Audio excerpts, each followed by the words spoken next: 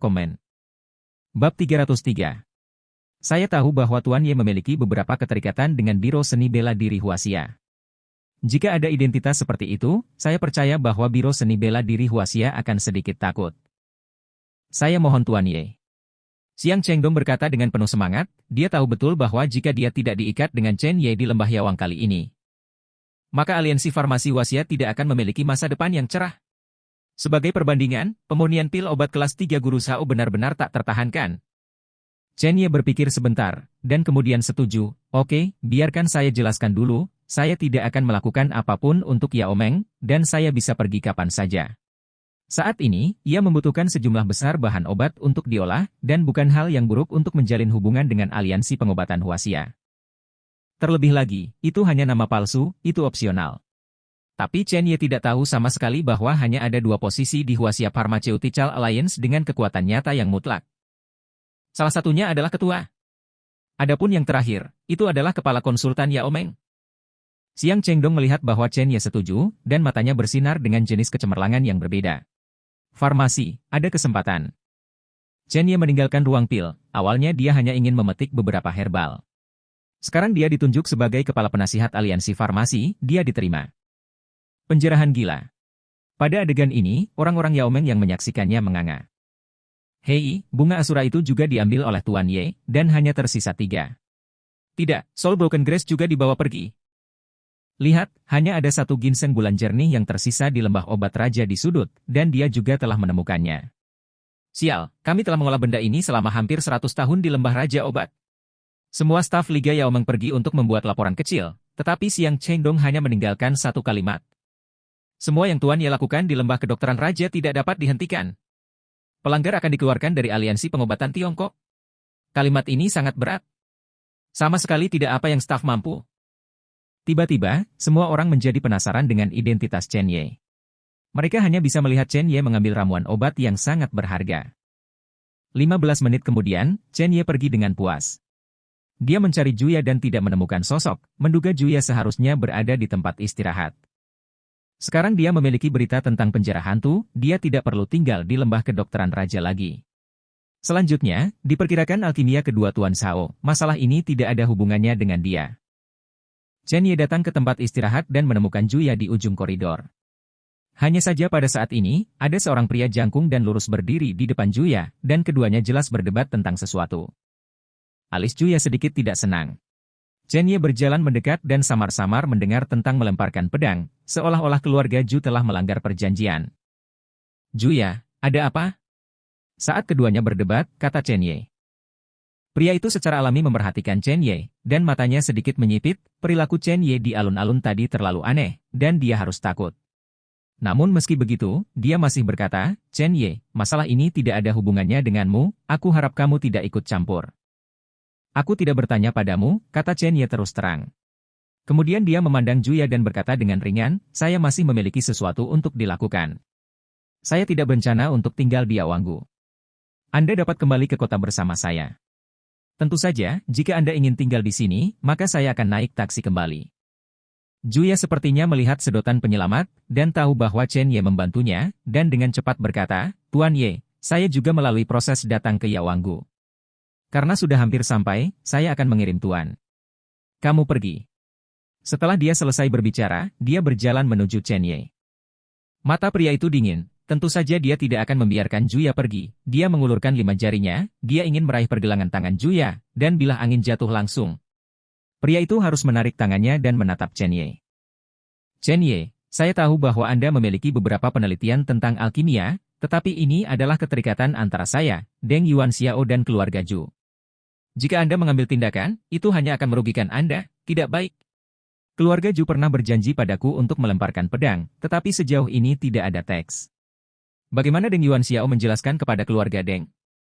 Chen Ye mendengus dingin, ini adalah kekuatan keluarga Ju untuk melemparkannya atau tidak, dan itu adalah kekuatanku untuk melemparkannya atau tidak. Apa hubungannya denganmu? Kamu, Deng Yuanxiao sangat marah. Jika Juya pergi kali ini, tidak mungkin menempa pedang. Pada saat ini, Juya berkata, Tuan Ye, keluarga Deng melanggar masalah ini terlebih dahulu, keluarga Ju saya. Sebelum kata-kata itu selesai, Chen Ye berkata, jangan banyak bicara, aku percaya padamu, jika Deng Yuanxiao berani menyentuhmu, aku akan membuatnya membayar harga yang menyakitkan. Kata-kata dingin mengungkapkan paksaan tertinggi. Deng Yuanxiao sudah merasakan mata yang tak terhitung jumlahnya keluar.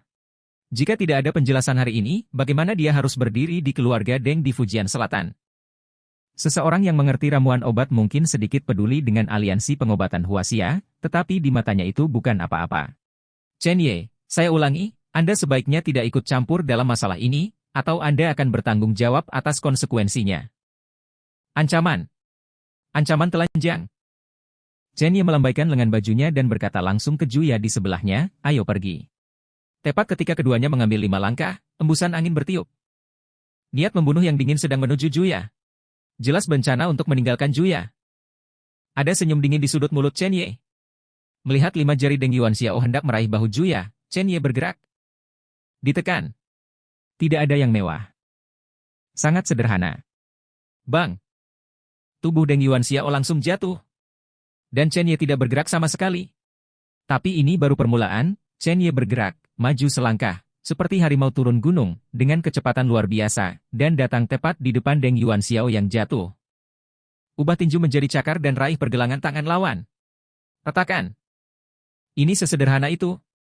Bagaimana Deng Yuanxiao bisa menahan ledakan kekuatan 1000 jin? Pergelangan tangan langsung patah. Suara itu sangat jelas. Ah! Deng Yuanxiao tidak pernah membayangkan bahwa kekuatan Chen Ye akan begitu menakutkan. Wajah mengerikan dan kejam di wajahnya berubah menjadi kengerian pucat dalam sekejap mata. Dia bahkan tidak bisa menangani satu gerakan pun. Dan pihak lain belum mengerahkan kekuatan penuhnya. Ada anak muda yang menakutkan di Provinsi Jiangnan?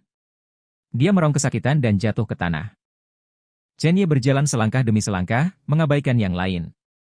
Kamu, apa yang kamu lakukan? Jangan bunuh aku. Deng Yuanxiao meratap. Pemuda ini terlalu menakutkan, dan sekarang dia merasa bahwa dia akan dipenggal oleh lawannya kapan saja. Membunuhmu?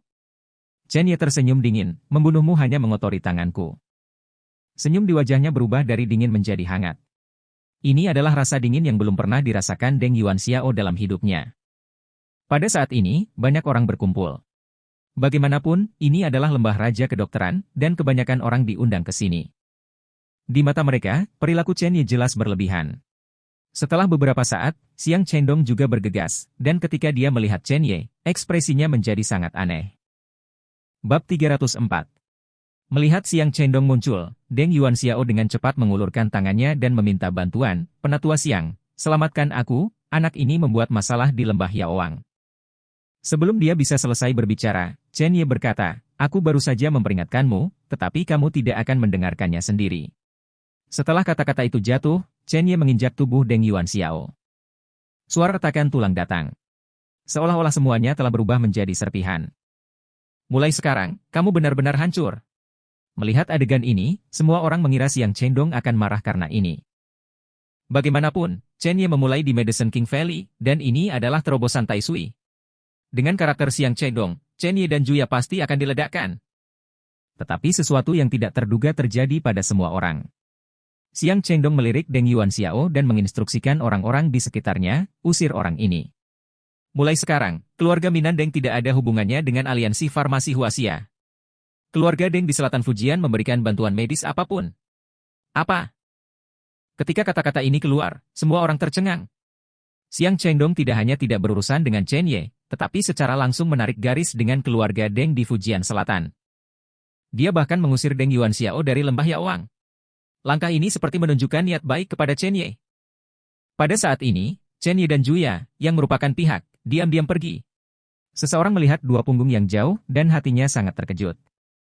Pada saat yang sama, mereka memiliki pemikiran yang sangat tegas.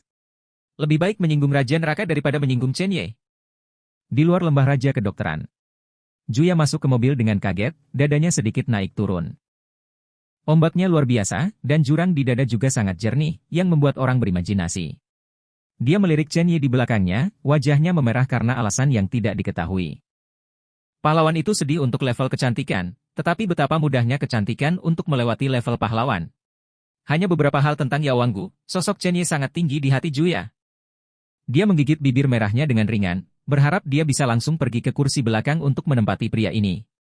Dia membencinya di dalam hatinya, seberapa bagusnya jika dia berhubungan dengan Chen Ye sebelum Xiao Sui. Mungkin dia mengambil inisiatif pada saat itu, dan wanita di sebelah Chen Ye seharusnya adalah dia. Sangat disayangkan bahwa ada begitu banyak jika di dunia ini. Dia tahu betul bahwa begitu dia meninggalkan lembah kedokteran raja dan kembali ke kota kali ini, tidak mungkin bergaul dengan Chen Ye sendirian.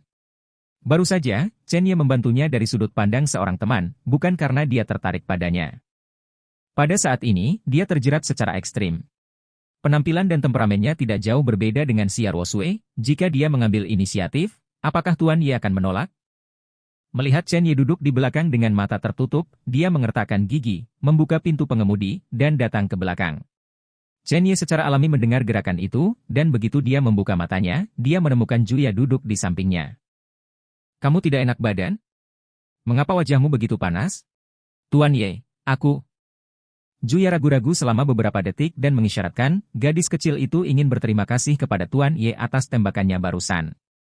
Jika Tuan Ye ingin saya melakukan sesuatu di masa depan, saya bersedia, bahkan itu. Setelah dia selesai berbicara, wajahnya menjadi merah seperti dia bisa memaksa darah. Chen Ye terkejut, dan secara alami memahami sesuatu, dia tersenyum, aku ingin kamu melakukan satu hal untukku sekarang. Mata Juya Mei berputar, napasnya pendek, dan dia berkata, lakukan saja di dalam mobil. Chen Ye mengangguk, gunakan saja tanganmu. Juya memikirkan sesuatu dan memelintir, sebenarnya, saya juga bisa membantu Tuan Ye dengan mulut saya. Setelah berbicara, dia mengulurkan tangannya yang ramping, ingin melepaskan ikat pinggang untuk Chen Ye dengan intim. Tapi segera, dia dihentikan oleh Chen Ye. Chen Ye menunjuk ke kemudi, maksudku, apa yang kamu pikirkan ketika kamu mengirimku kembali ke Ming Cui Villa? Ketika Juya mendengar ini, lehernya menjadi merah. Dengan rasa kehilangan yang tak ada habisnya di hatinya, dia buru-buru turun dari mobil, kembali ke kursi pengemudi, dan berkata dengan suara gemetar, ya, Tuan Ye. Tepat setelah Bentley pergi, lebih dari selusin napas kuat menuju lembah kedokteran raja. Visi 10.000 guntur secara langsung menarik pembangkit tenaga listrik tersembunyi di dekat provinsi Jiangnan. Mereka sangat jelas bahwa visi semacam ini hanya bisa menjadi kedatangan yang kuat. Selusin hari yang lalu, provinsi Jiangnan juga menghasilkan penglihatan seberkas cahaya. Hanya saja pancaran cahayanya cepat berlalu, dan mereka tidak bisa menentukan lokasi yang tepat. Tapi kali ini, 10.000 petir, mereka langsung tahu bahwa mereka muncul di Medicine King Valley. Itu datang tanpa henti. Seorang lelaki tua berjubah tau dan seorang lelaki tua dengan punggung bungkuk tiba lebih dulu. Keduanya saling memandang, dan lelaki tua berjubah tau berkata dengan dingin, Saudara Kyushui, tetap aman, saya ingat Anda sedang mundur di Gunung Yuewang, mengapa Anda pergi lebih awal? Orang tua bungkuk itu menjawab, Tuan Yuan Sheng, mengapa saya di sini? Apakah Anda tidak tahu? Anda juga mengejar tuan itu. Orang tua berjubah tau menyentuh janggutnya dan berkata, untuk dapat mendobrak visi seperti itu jelas merupakan pembangkit tenaga listrik teratas di Tiongkok. Ketika Tiongkok berubah, jika saya tidak melakukan sesuatu, Taoisme saya mungkin akan berada dalam masalah, tapi aku yakin, jika tuan itu ingin memilih di antara kita, dia pasti akan memilihku. Martial Dao adalah sebuah perjalanan, kekuatan dihormati, itu adalah kebenaran abadi. Lelaki tua bungkuk itu memelototi lelaki tua berjubah tau itu, Itu juga tergantung pada siapa yang menemukan orang dewasa itu terlebih dahulu. Ketika kata-kata itu jatuh, ada angin di bawah kakinya, dan dia bergegas masuk. Ketika lelaki tua berjubah itu melihat ini, kakinya juga melonjak dengan energi sejati, menuju ke kedalaman lembah Raja Obat. Hari ini, Medicine King Valley ditakdirkan untuk gelisah. Villa Ming Cui. Bentley berhenti perlahan, dan Chen Ye membuka pintu villa. Dia berpikir bahwa San Yi dan Xiao Sui akan ada di dalam, tetapi ternyata tidak ada seorang pun di sana. Mejanya berantakan, dan putri kedua sepertinya berencana untuk memanggang, tetapi dia tidak tahu apa yang terjadi dan langsung meninggalkan villa. Putih telur juga ditaburkan di tanah. Chen Ye mengerutkan kening. Tepat saat dia hendak naik ke atas, Juya bergegas masuk dan berkata dengan penuh semangat, Tuan Ye, sesuatu telah terjadi. Kamu belum pergi. Chen Ye bertanya, dan Juya buru-buru menyerahkan telepon kepadanya. Dia meliriknya, itu adalah video berita. Judulnya adalah, Grup Tiansheng di Provinsi Jiangnan mengalami kecelakaan medis besar. Di antara 27 konsumen yang menggunakan produk Tiansheng Group, 2 telah meninggal, dan 25 dari mereka telah memasuki unit perawatan intensif. Situasinya tidak optimis. Administrasi makanan dan obat-obatan Cina dan administrasi untuk industri dan perdagangan telah terlibat dalam penyelidikan. Di antara mereka, gambar-gambar dalam video lebih dari 100 orang membela hak-hak mereka. Semua orang memblokir pintu masuk cabang Jiangnan Group Tiansheng. Lokasi kantor Tiansheng Group hancur berantakan. Gedung perdagangan internasional Huayuan bahkan lebih banjir. Bahkan jika polisi menjaga ketertiban, itu tetap tidak berguna. Mata Chen Ye sangat suram. Sekarang produk yang dikeluarkan oleh Tiansheng Group dikembangkan dan dirancang olehnya. Bahkan lebih terintegrasi dengan Danfang. Benar-benar tidak ada masalah. Entah ada yang tidak beres selama peluncuran produk, atau seseorang dengan sengaja menggunakan metode ini untuk menghadapinya. Juya, kendarai dan bawa aku ke grup Tiansheng. Suara dingin Chen Ye terdengar. Ya,